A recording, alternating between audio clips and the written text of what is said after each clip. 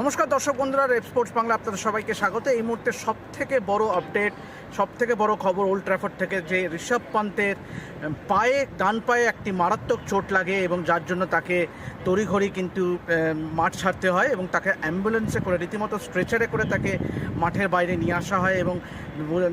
এবং যে ছবিটা আপনারা দেখছেন তাতে দেখুন যে ঋষভ পান্তের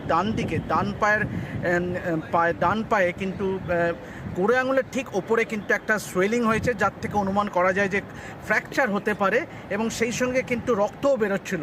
সুতরাং এবং ইঞ্জুরিটা যে বেশ গুরুতর সেটা বোঝাই যাচ্ছে। এবং যতক্ষণ তিনি ক্রিজে ছিলেন একটা পাল্টা কিন্তু একটা আক্রমণ শানাচ্ছিলেন কিন্তু সাই সুদর্শনের সঙ্গে, এবং তখন কিন্তু ইংল্যান্ড বোলিং অ্যাটাক কিন্তু দিশাহারা লাগছিল এবং যেই মুহূর্তে ক্রিস ফোক্সের ওই বলটা রিভার্স সুইপ করে মারতে গেছিলো এবং সেই সঙ্গে একটি লাউড এলবিডব্লিউ অ্যাপিলও হয় এবং তারপর দেখা যায় যে টিভি রিপ্লেতে যে ব্যাটের কানায় লাগে এবং যে জন্য বেঁচে যায়। কিন্তু তার পরক্ষণে যেটা দেখা গেল যে মারাত্মক যন্ত্রণায় কিন্তু কাতরাচ্ছেন, পা কোনো রকমে এরকম লিংচে যাচ্ছেন এবং সেই সঙ্গে কিন্তু ফিজিও দৌড়ে যান এবং তখন কোনো রকমে তিনি মোজাটা খোলেন, ততক্ষণে মোজাটা কিন্তু রক্তে ভিজে গেছে এবং সেই অবস্থায় তাকে কোনো রকমে কিন্তু, যেহেতু নিয়ম যে কোনো যদি চিকিৎসা করাতে হয় তাহলে বাইরে নিয়ে গিয়ে চিকিৎসা করাতে হবে, তড়িঘড়ি কিন্তু অ্যাম্বুলেন্স ডাকা এবং কোনো রকমে ততক্ষণে কিন্তু আকাশদীপ এবং কুলদীপ যাদবরা তাকে রীতিমতো চ্যাংতলা করে তাকে অ্যাম্বুলেন্সের গাড়িতে তোলে এবং তারপরে তাকে নিয়ে আসা হয় এই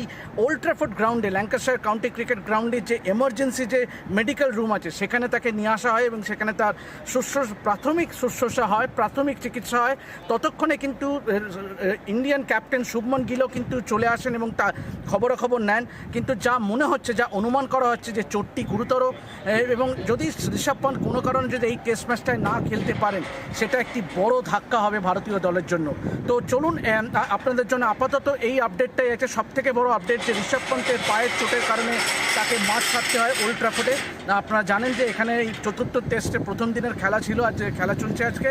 তো এখন এ পর্যন্তই, আরও আপডেট থাকলে ঋষভ পান্তের ইঞ্জুরি নিয়ে আরও আপডেট থাকলে আমরা আপনাদের সেটা শেয়ার করবো। এখন এ পর্যন্তই দেখতে থাকুন রেপ স্পোর্টস বাংলা।